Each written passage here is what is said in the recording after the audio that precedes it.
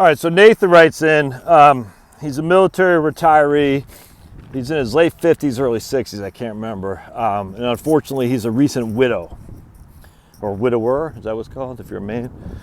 Yeah, should he do Roth conversions? Yeah, man, my condolences to you, brother. I don't know what it's like to lose a wife. To lose Charlotte would, woof, I'd be heartbroken.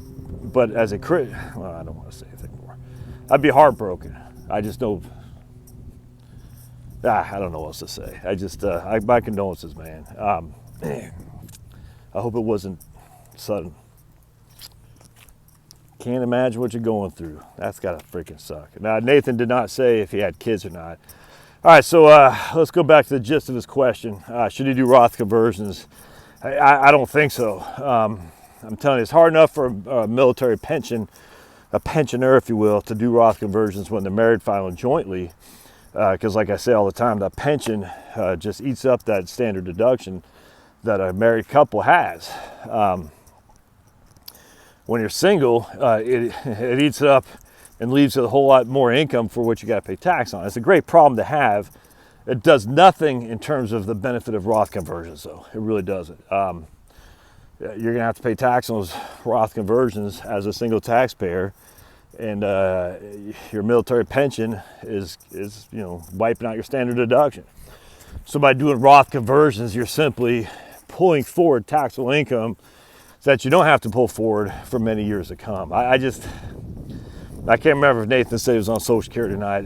At this stage, the issue is what's happening here is when you're married filing jointly, the whole point about the widow's tax trap is that you'll never be in this low of a tax scenario as you are right now because you're married filing jointly.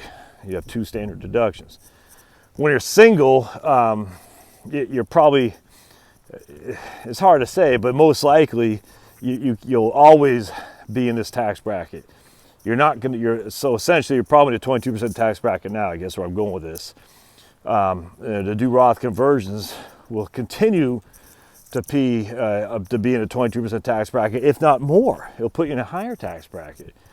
For what exactly? To avoid to avoid what? And that's the whole point about the Roth conversions, is that we're taking advantage of being a 12% tax bracket so the surviving spouse can avoid being a 22 to 24% tax bracket in the future.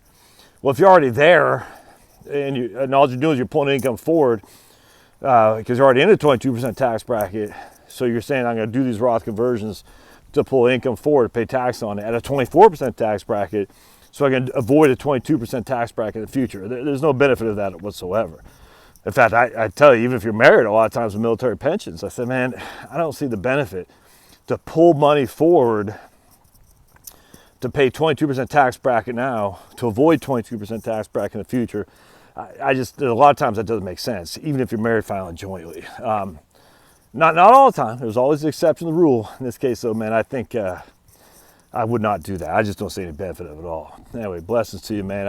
Like I said, my condolences. Hope you're hanging in there. Thanks now.